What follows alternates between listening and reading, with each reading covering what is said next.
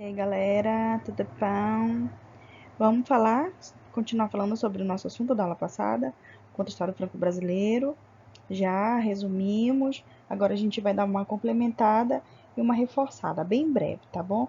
No assunto. A gente já começa vendo alguns rostos desconhecidos por vocês. A gente tem o Trajano, que é esse mais alaranjado bem aqui, ex-escravo de origem guianense. A gente tem mais ao lado o Veiga Cabral, Cabralzinho, mais uma figura contendo a imagem dele. Eita, esse fofinho bem aqui é um outro personagem muito conhecido e citado, que é o Barão do Rio Branco.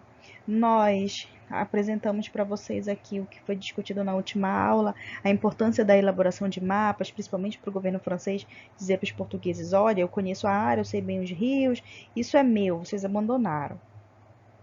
As três outras imagens remetem à República do Conani, que fizeram seus selos próprios, sua moeda própria, tiveram meios de comunicação, que foi um momento em que a população aqui reunida, principalmente do lado francês, né, fundaram uma república. Mas o que foi esse contestado franco-brasileiro? O que foi esse contestado franco-brasileiro, professora? Foi um longo período em que França e Portugal, ou França e Brasil, após a independência, brigavam por um pedaço de terra. Quando eu digo um longo período, é um longo período mesmo. Esses conflitos se arrastam desde o início da presença europeia na Amazônia, mas após muitas brigas, a área solicitada foi diminuída, que é essa que vocês veem nos mapas. Temos três mapinhas, o do meio é bem didático para você realmente ver a área disputada entre os dois países, que é essa mais em cinza. Os dois laterais são mapas feitos pelo olhar francês, que também é para te perceber a delimitação reivindicada. O último mapa também é um mapa elaborado pelo governo francês e ele é interessante porque mostra a extensa área realmente reivindicada pela França, porque ela não queria somente esse pedaço de terra. A briga era, sim, por esse pedaço de terra do Cabo Norte, mas também se tinha um objetivo, vai que cola, né? De conseguir uma área maior que pegava quase toda a fronteira norte da Amazônia. Mas, amores, como que a gente vai dizer? Como que a gente vai afirmar qual está certo? Como que todos esses conflitos começaram? Depende do ponto de vista, porque há várias versões de ambos os lados. Para Portugal, as terras da América já tinham sido delimitadas bem antes da presença portuguesa na Amazônia, isso lá com o Tratado de Tordesilhas. Com a União Ibérica, a Espanha cede para Portugal as terras amazônicas. Então, para Portugal, a França era uma invasora, porque ela estava invadindo uma terra que não lhe pertencia, pertencia sim a Portugal.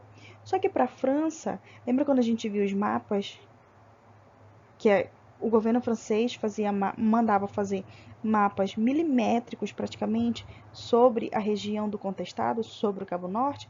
É porque a França dizia o seguinte: Portugal, vocês abandonaram. Você e a senhorita Espanha abandonaram a área, ela estava livre e eu utilizei. Eu sei como ela é, eu sei onde estão os rios.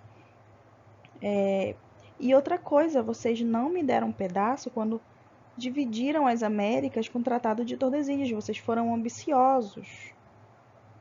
Por isso que em vários momentos, mesmo quando era proibido, a França mandava missionários para cá, cartógrafos, militares, comerciantes, mantinha contato com os indígenas. Portugal fazia a mesma coisa.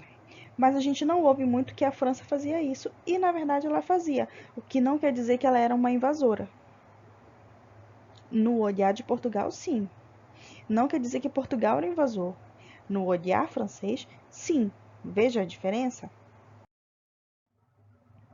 Por conta disso, a gente vai ver o nome de dois tratados, dois documentos que foram assinados para tentar diminuir os conflitos.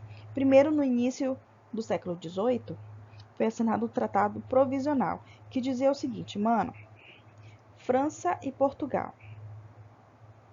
A divisão entre vocês duas vai ser a seguinte, entre o rio Oiapoque, o rio Vicente Pinzon e o rio Araguari, ninguém pega.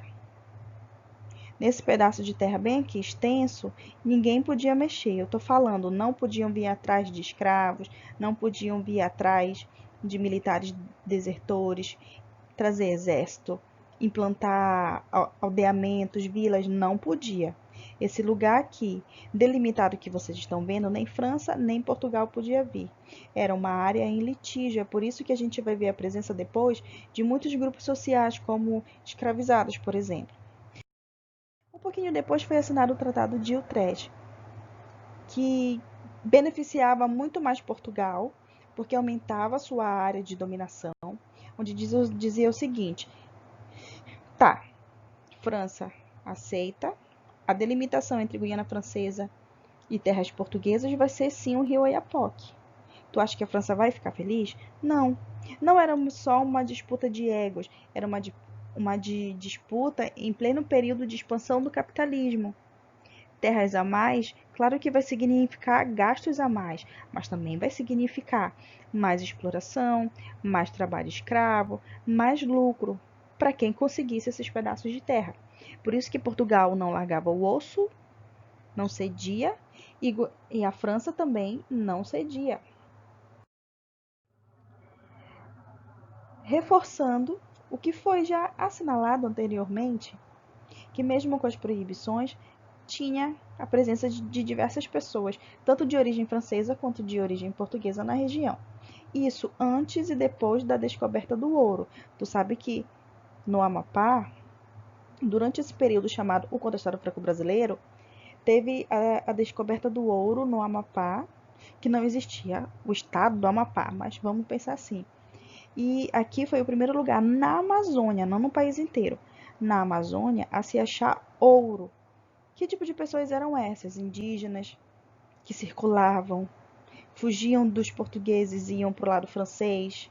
Faziam o caminho inverso também. Saíam do lado francês, se comunicavam com os portugueses.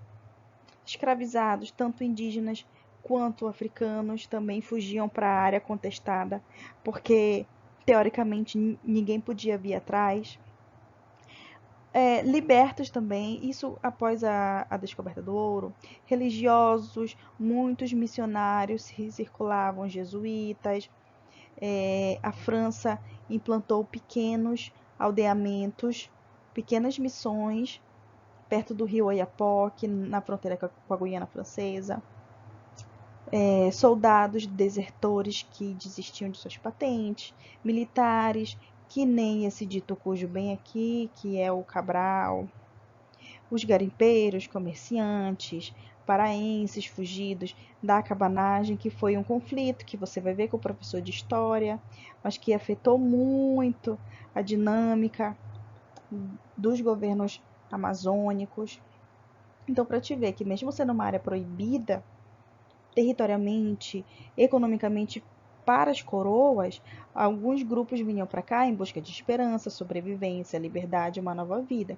Essas pessoas que vinham para cá, mesmo atrás de ouro, já no fizinho da briga do contestado, não significa que elas eram só ambiciosas, elas tinham uma nova forma de ver a vida, queriam esperança, queriam sobreviver, queriam fugir da escravidão, que nem os escravizados. Por exemplo, meus amores, Trajano, aquele que a gente viu bem no slide inicial, um ex-escravizado que veio de Guiana Francesa, fugido para cá, entrou em confronto com as tropas de Cabralzinho, mas esse cara, ele não era analfabeto, ele sabia escrever, ele sabia ler, ele escrevia carta para a coroa francesa, reivindicando as mazelas, as coisas que estavam acontecendo.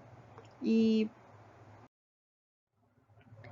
com isso, a gente começa a perceber, tanto pelos meios de comunicação, que o Contestado Brasileiro é uma das histórias mais conhecidas, tem o feriado, só que em relação a divulgação desse conflito, a gente tem a personificação dele.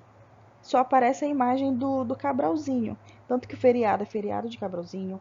A gente tem a estátua dele imortalizada na Praça Veiga Cabral. A gente tem uma estátua bem antiga que já foi colorida lá no município do Amapá.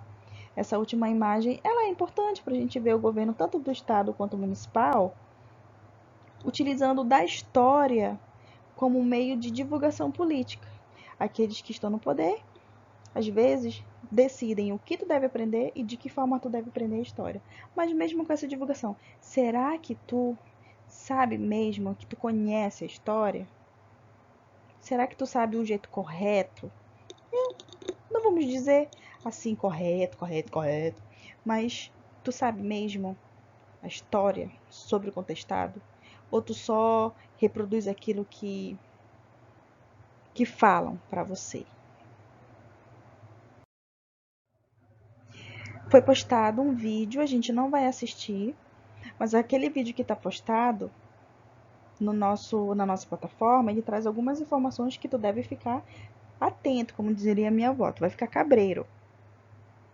Nesse vídeo não retrata nem os indígenas, nem os escravizados. Parece que esses grupos sociais não tiveram participação no contestado franco-brasileiro. Seleciona uma parte da história. Claro que é um vídeo rápido, feito por um jornalista, com a participação de historiadores que são professores da Universidade Federal, mas assim mesmo, seleciona uma parte da história e cria vilões e mocinhos, como se fosse uma história de novela, onde os vilões fossem os franceses e os mocinhos fossem os portugueses. Não pensa assim. Na história não existem vilões e mocinhos. Existe nas histórias contadas pelos meios de comunicação, pelos jornais, essa história que seleciona. Então, amores, prestem atenção, leiam bem, fiquem com dúvidas, fiquem com muitas dúvidas e tirem nos nossos fóruns e na nossa próxima webconferência, tá bom? Aqui você não aprendeu tudo. É o resumo do resumo do resumo resumido. Um beijo para vocês. Boa quarentena.